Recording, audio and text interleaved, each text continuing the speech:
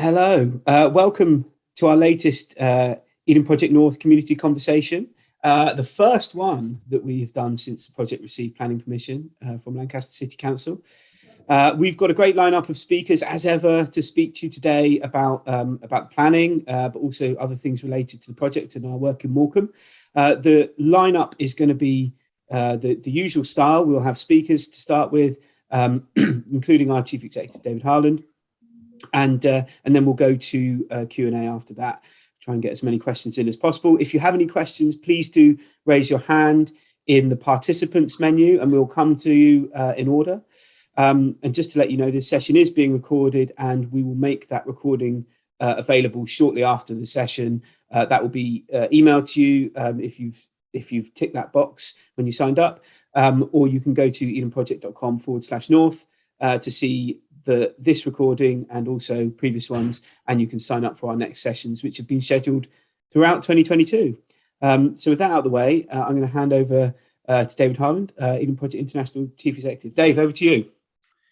Thank you, Ben, and really lovely to see you all on the screen. And well, gosh, Ben is absolutely right that this is the first one we've done since the planning permission went through around 3 weeks ago, and it's a really big moment for the project. And I'll perhaps talk in a second as to what it means to us to have achieved that, because I think it has rather changed the dynamic locally and with government. I think the first thing to do is to thank all of you for your support there locally in the community, because without that support, we would be nothing. I mean, quite literally. And we've always wanted to do something special in and around Morecambe. And I think this takes us a significant step closer to our ambition to open in 2024 up down there on the front. Ben has started sharing the screen. He obviously doesn't like the look of my face, but that's fine. We'll go with that. I mean, I was trying to do it seamlessly so that it's your introductory slide. Marvelous, thank you. I can stop it if you want. No. Do keep it up there. I mean, I think it's fair to say. I mean, let us just for a moment go on to the next slide, which has got some of the comment from some of the headlines and some of the news that we saw, and this got national level attention, as you might have realised, as well as the regional newspapers, which is great. Do you know my favourite moment, though, I have to say, is I was filming with I think it was with ITV, and a member of the public who comes on these videos was walking past, and he stopped. He said, "Did you get it?" And I said, "Yeah, we got it." And he went, "Yes!" And I just think that was a rather, that sort of summed it up for Ben and I were standing there, and it was, I think it was reflected by many people we spoke to on the day. However, I think the next step is now we've got to make this happen. So, and if you like, the work doesn't stop here, far from it. If anything, I guess the mountain gets slightly steeper for a time for those like Emma and Emma Critchley and Tim Nary and others who are on the coalface. We've got a lot of work going on at the moment with our architects and the design team and the project managers.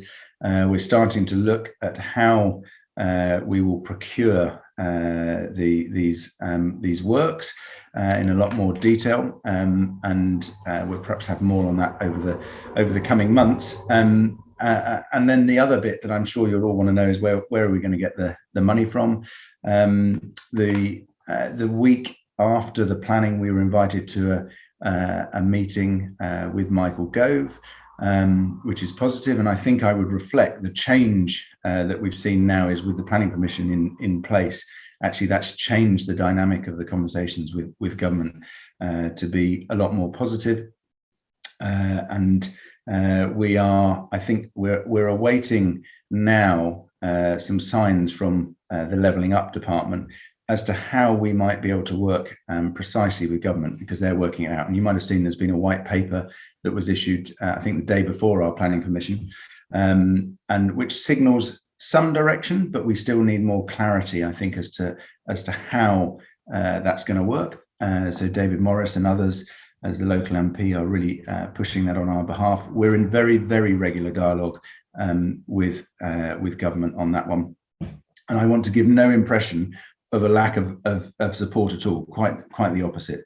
What I think we're trying to work out is how to deliver this and how to make sure that we tick all of the boxes, dot all of the I's, cross all of the T's, and really drive this project forward to everyone's benefit, because I think people accept that this is a project that will benefit the whole of the region and is something that is garnering support actually across the north of England now. So none of that happens by chance, and much of it is to do with many of the people who are on the line today out there talking about the project with their elected representatives, but also business leaders, also local politicians, also local groups, saying that this is something they support. That just creates this wave, if you like, of a groundswell, if you will, of people wanting this to happen. So we must not, however, take our foot off the gas, and we certainly won't. It is the number one priority for the Eden project in terms of its development aspirations going forward. Something else that we've been able to do recently, and this sort of fits into that portfolio, if you like, of activities that keep the profile going, is that we have just announced a sort of joining forces with PlayStation, actually, to highlight the wonder of wildflower habitats. And PlayStation launched on the 18th of February something called Horizon Forbidden West, and it features a bit of Eden in there. The partnership that we've actually put together is all around wildflower meadows and taking some habitats that were otherwise not necessarily particularly attractive, and then basically creating new and vibrant wildflower habitats in those underused spaces. And the spaces that have been chosen are all around Morecambe. So there's some, I think it's Sunny Slopes in Heysham, which is one of the main sort of walkways into the promenade, as well as West End Gardens and Happy Mount Park. And what these habitats do is that they support local wildlife and biodiversity quite clearly. And we're trying to connect people, ultimately, because that's what Eden's about. We're trying to connect people to the natural world.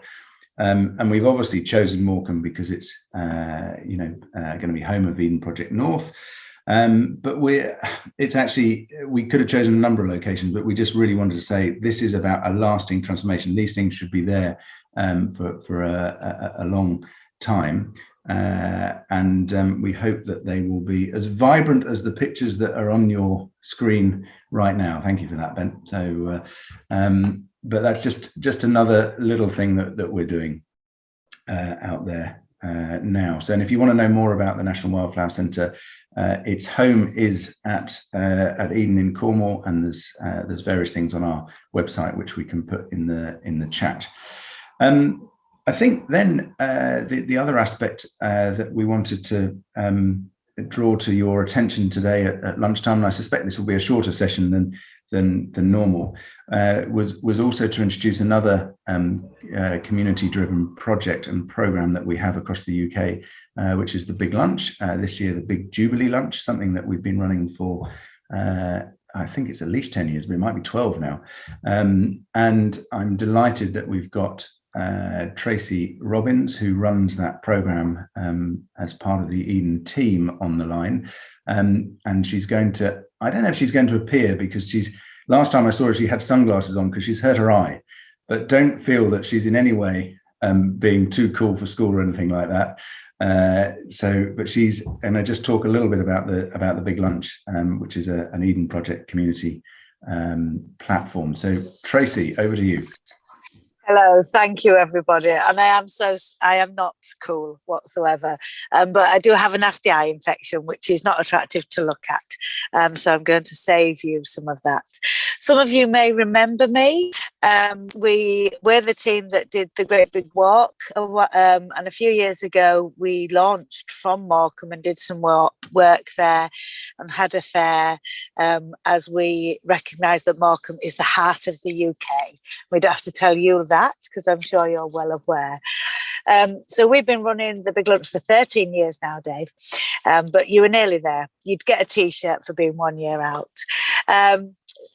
So Eden is all about enabling to connect people to each other and the living world and the environment. And for the UK outreach team, which I head up, the key thing for that is about us connecting people to each other and where they live. And we use the Big Lunch to do that. So the Big Lunch is people's permission, a reason, a celebration to get people to knock on their neighbours' doors and have lunch and get to know each other, because we know great things happen when people come together. And we've seen that, and we've demonstrated that over the last sort of 13 years. So we've seen 6 million people make new friends just last year alone, and 6.2 million people feel less lonely. So although it sounds like a party and it's all cupcakes and bunting, it is a wonderful thing and really helps foster that community spirit and those connections, which here at Eden we're really passionate about. So this year, as Dave said, it's a really special year for us, and it's whether you like the royal family or not, it is a once in a lifetime occurrence witnessing a platinum jubilee. And we've been asked for the second time to underpin the community celebration, so to help take that celebration out to the nation and get people involved. So we were chatting with Emma and a few others, saying, wouldn't it be really nice if we could have a lovely Jubilee Big Lunch or a Big Lunch outside the Midland? There's a fun fair there already. And could we have a wonderful celebration that shows how much Morecambe is already connected and the community are there and ready to celebrate and join in with Eden North? But that was our idea, of course, and we're not in the way of working of to just pop up and do that. So I asked if I could come along today and ask whether you'd be interested in doing that, if anybody would be like to help get that going, and then we can work at trying to do a really nice sort of public big lunch on the front, or a big Jubilee lunch, whichever you prefer. So I suppose I was coming just today just to raise your awareness of it. If you are not aware, anyone can send off for a pack and do it on their own street by going to thebiglunch.com or jubileebiglunch.com. I sound like an advert. So you don't have to do a public one. But the reason I've joined today is to say, would you like to do a nice public one on the front? Shall we get the council involved, or Lancaster Uni, or who are the people to get involved? And is that something that you all had appetite for? So that is why I've joined today. And I'll be interested to get your feedback on that. Marvellous. And I think we'll just post, Emma will probably post to everyone the link to the packs. Look at that, she's just done that. So that's the Big Lunch programme. And I would thoroughly echo what Tracy has said about the programme. I've seen it live, not just in Cornwall, but in other communities as well. And it really does seem to bring people together in a way that drives not only the breaking of bread with your neighbours, but then community cohesion afterwards. So, which is why we've continued to work on the programme, and we're grateful to National Lottery and others for continuing to back it all these years later. So, thank you, Tracy. If people have got questions on that, we'll come to that. So, look, I think today was a moment just to reflect on a major milestone within the project. We're not resting on our laurels, far from it. We certainly, haven't broken out the champagne quite yet here, because there's a lot to do and a lot more of these conversations to have, as Ben had said. So in no way are we counting any chickens quite yet, but we are absolutely targeting a 2024 opening still, which is I think it would be fair to say quite an ambitious and tight program, but you've got to go for these things sometimes. So I think other than that, Ben, I think it's going to be back to you. I see Barry, my old friend Barry, has got his hand up first today. Not hanging around, Barry. So we'll come to you in just a second. So, but Ben, back to you. Thanks, Dave, and thanks, Tracy, for the big lunch update as well. Sounds great. Love to see that out on the front. Barry, we will come to you first, but anyone else who would like to ask a question, please do as Barry has done. Put your hand up in the participants window, and we'll come to you in order. So, Barry, I'm going to ask you to unmute, and when you're ready, please pose your question. Hi, it's good afternoon. This is a question for David. There's been a lot of talk about funding, and it was always going to come down to that and all the good work that's been done. And now we have a costed working project, which has got planning permission. There's a working example down in Cornwall that's successful. I just wonder how many more hoops do we have to jump through to satisfy this? My question is, David talks about 2024 now.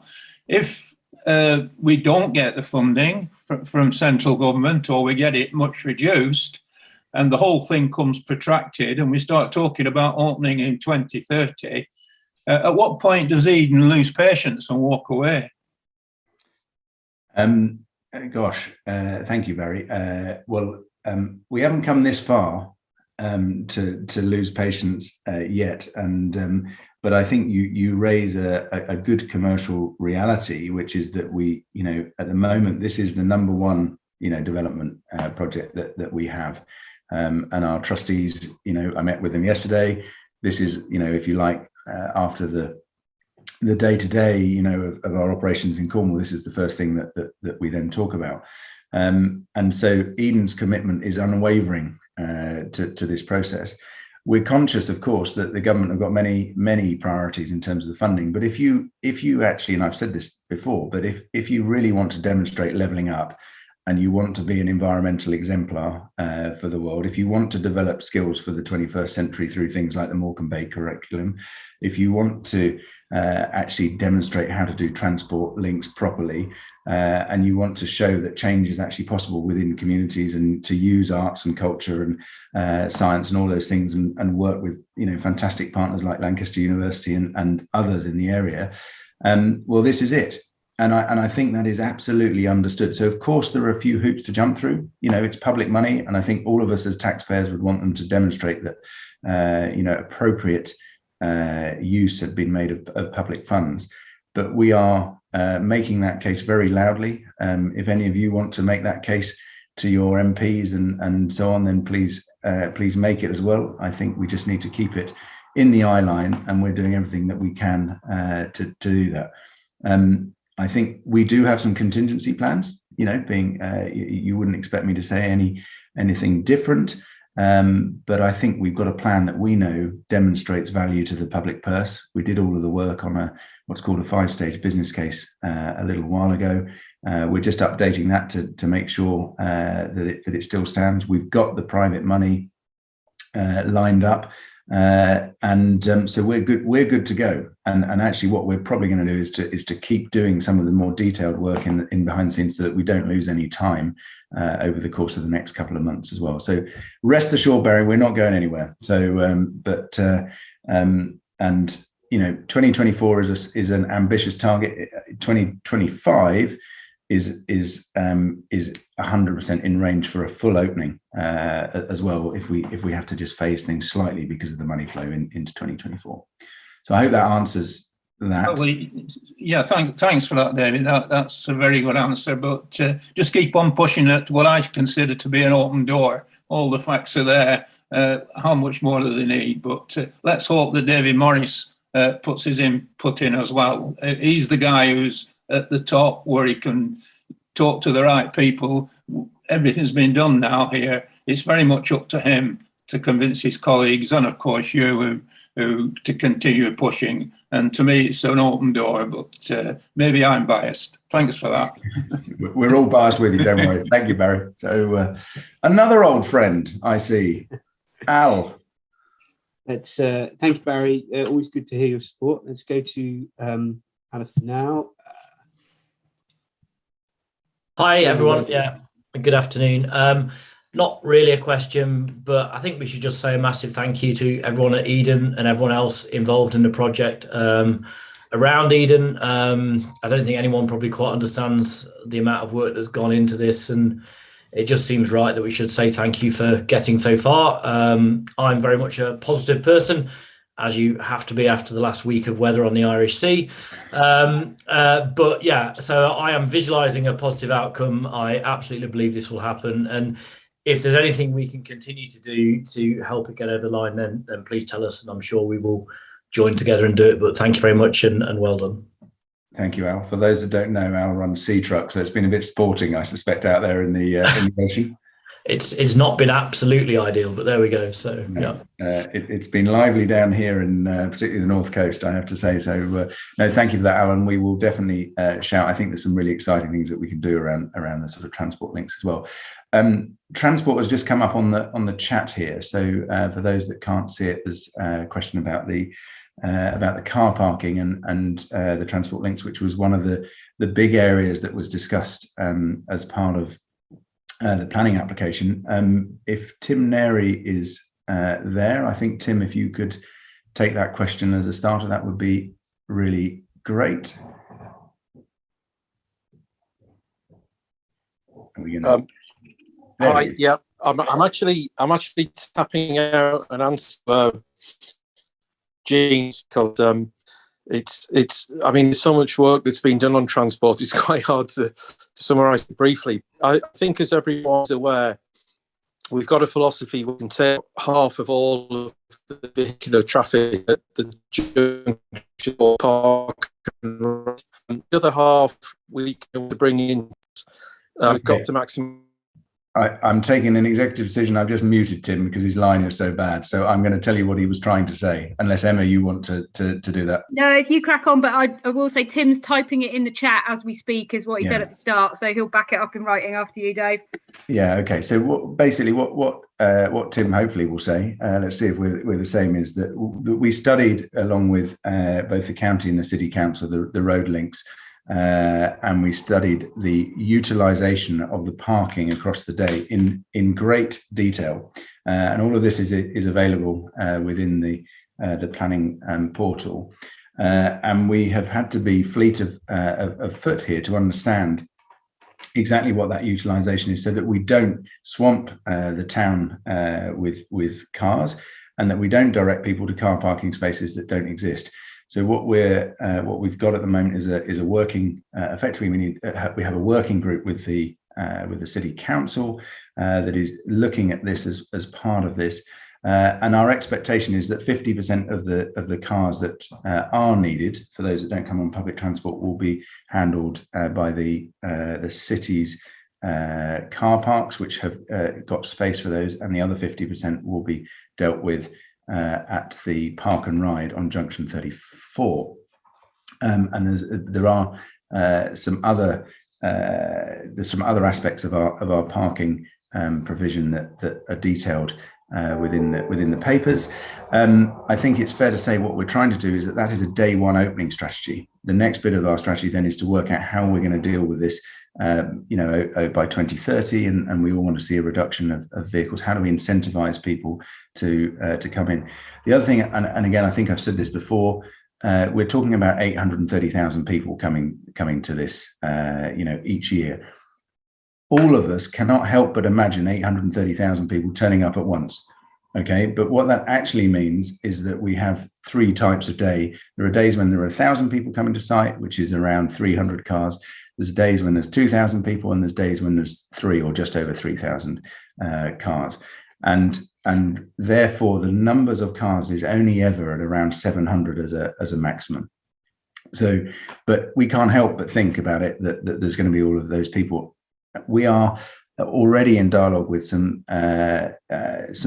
big tech companies as to how we manage this. How do we make sure that as you book a ticket to Eden, that actually you're directed to the right place on the day, and that people don't come into the town with their car if they don't need to. So there's loads of detail on this, by the way, on the planning portal, or contact the team separately for it. So Emma, have I missed anything there that I should have said?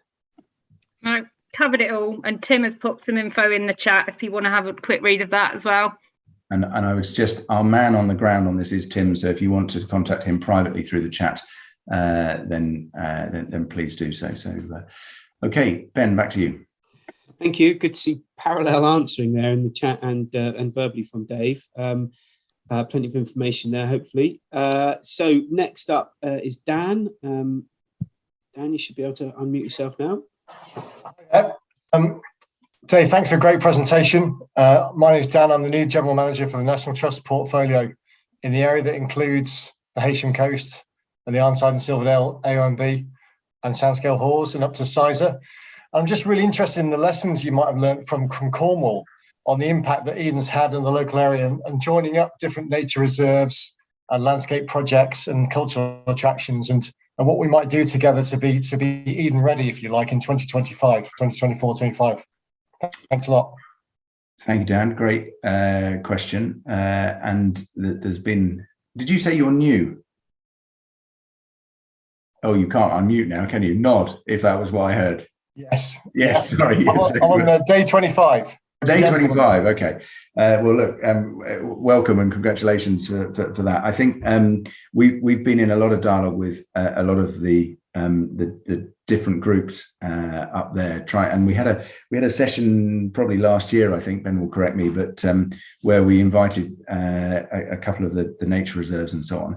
And I think these linkages that we're talking about across the bay and around the bay, we have a really nice conversation going on with Grange Lido, for example, which I know is not a nature reserve, but just trying to work out how do people visit the area in the way that they do in Cornwall.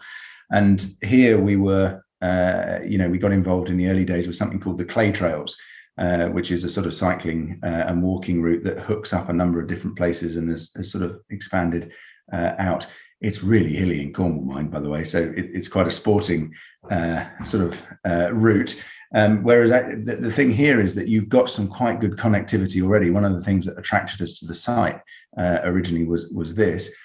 How do we now, using the catalytic impact of us coming in, along with the Lake District and the National Park there, make sure that we actually can work with you guys and link those things up so that people visiting the area can have an experience that lasts more than a few hours. We want people to stay in the area because that's how you get economic and social and eventually some environmental positive impact. So I think what you'll find is that Emma or Tim will be tapping away in the chat to you now to get read my mind, Dave. Exactly, to get into a conversation with you, Dan. And we're massive fans of the National Trust, as you'd expect, and all of the other organisations that are doing great work. So the team are on it. Great. Thanks, Dan. Thanks, Dave.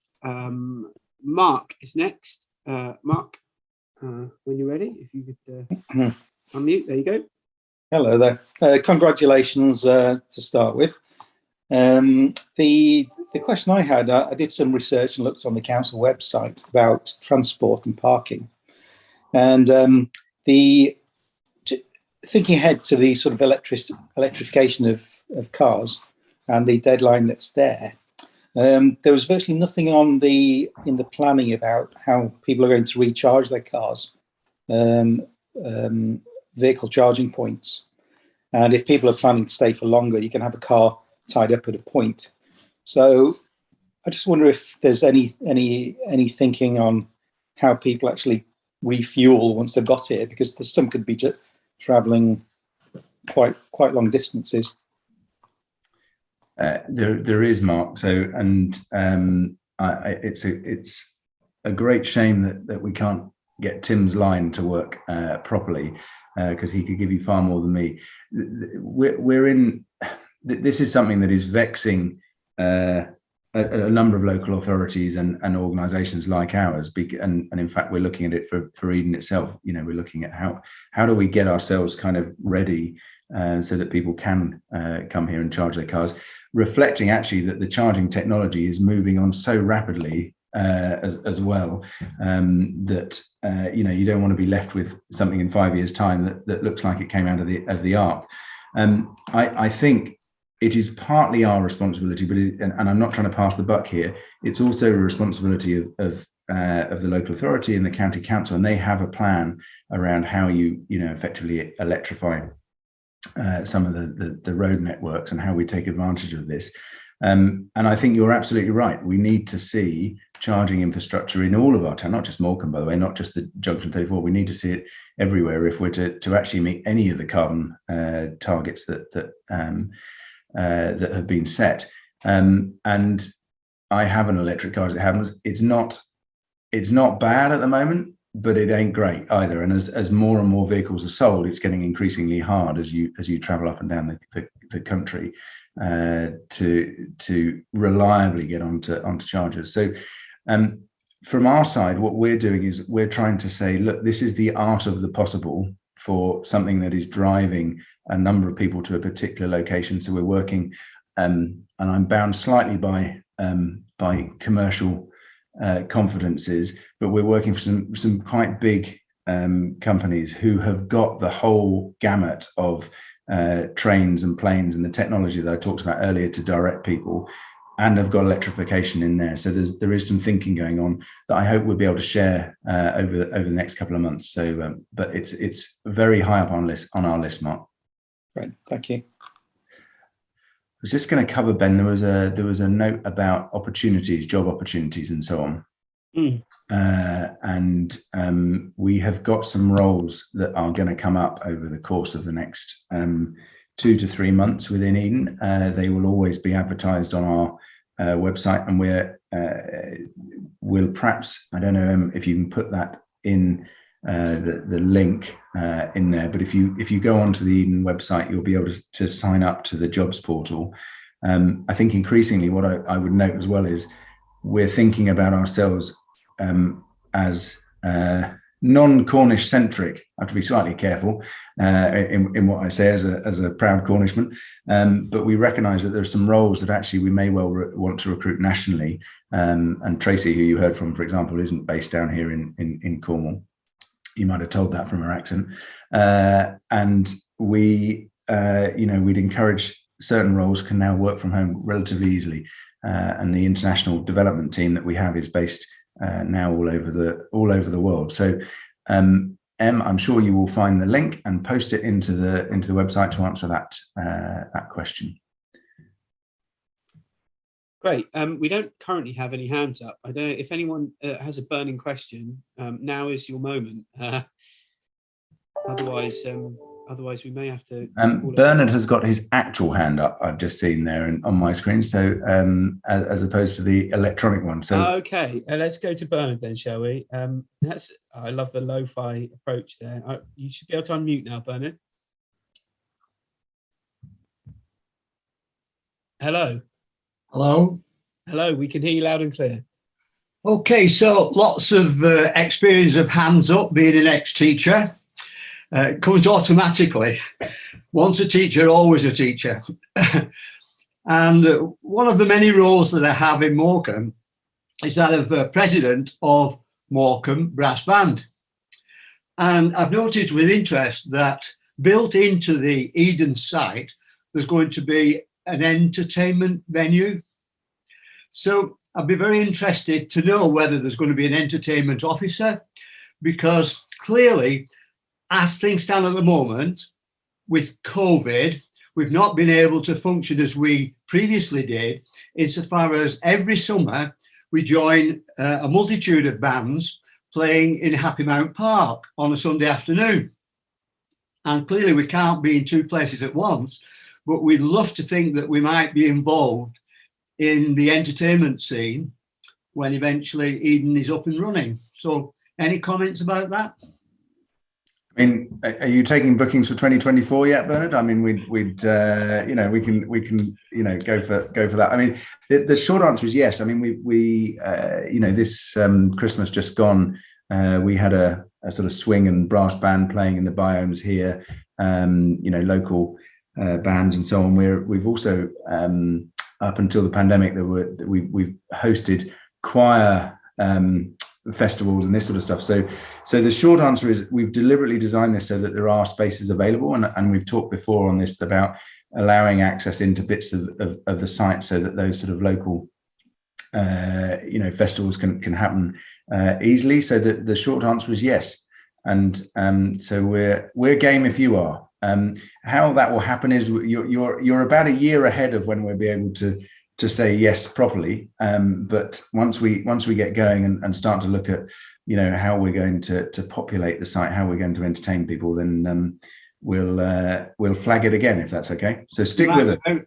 You might be very interested to know that Morecambe were the very first people to receive a grant from the lottery. Were they really? Absolutely. So the quiz question, who were the first arts group to receive a lottery grant funding? Answer, Morecambe.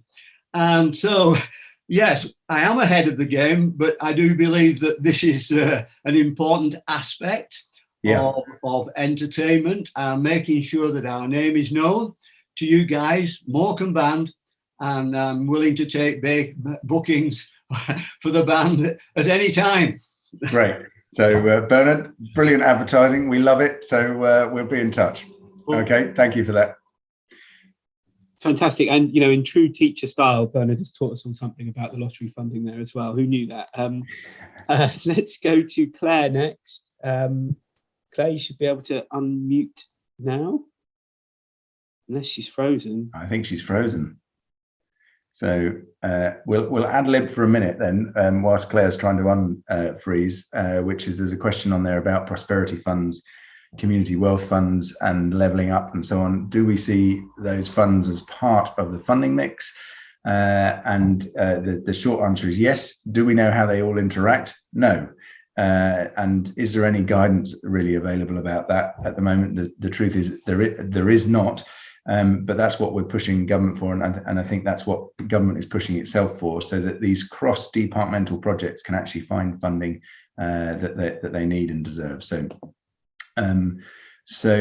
then there's a question about flooding, and from James, which is how will we be protected from the severe weather? I haven't seen any footage actually. I did wonder how it all looked along there. I mean, this has been very high up in our minds as regards to the design, and we're building in quite a lot of quite clever features. One of the things that we're alive to is that these 1 in 100-year events keep happening every 6 years, don't they? Being slightly flippant about it, and we've got to protect the assets that we've got. So there's again quite a lot in the planning portal about that and the sort of things that we're doing, and it is high up on our list as well to make sure that we've got the necessary protections insofar as that is available. So what would help, frankly, is if we all concentrated on the climate crisis at the same time and got our elected representatives to push the targets even faster and make the changes that we all need. But that's probably a debate for a different day. So I think other than that, Ben, I'm not seeing anything that we need to answer, and we can. I don't think so, no. And Claire, I think her connection has got the better of her. So I don't think she's. Well, I think she left, and I haven't seen her back yet. So. I don't know whether anyone else wants to ask a question. If you do, please do raise your hand fairly quickly. Otherwise, I think we may call the session to an end if we don't have any more. We will. So we'll never know what Claire asked. Maybe she's in the same village as Tim with a bad connection. So they're competing with one another. Yeah. No, you have the bandwidth. So look, thank you everyone for joining. Thank you for your questions. We'll reconfigure. We'll reconvene in a month or so's time, and we'll go back to our normal routine of inviting certain guests along to talk about particular themes, and we know which we think has worked well. If there's anything that you want us to talk about, and I think we might have to do something for on bands. I got a feeling from Bernard. So we've got one speaker lined up already. But if there's anything that you really want us to speak about, you can find details of how to connect to us on the website. Emma and Tim and Ben and others are pretty available out there. and so just let us know. So otherwise, I wish you all a good weekend, and thanks for joining. Thanks for your support again. See you all soon. Thank you, everyone. Just to say before we go, please check out edenproject.com/north for the schedule for the remainder of 2022 for these sessions. You can sign up for all of them now, and keep an eye out for the recording of this session for anyone who has missed it. That will be available in the next few working days. As Dave said, have a great weekend, and we'll see you next time.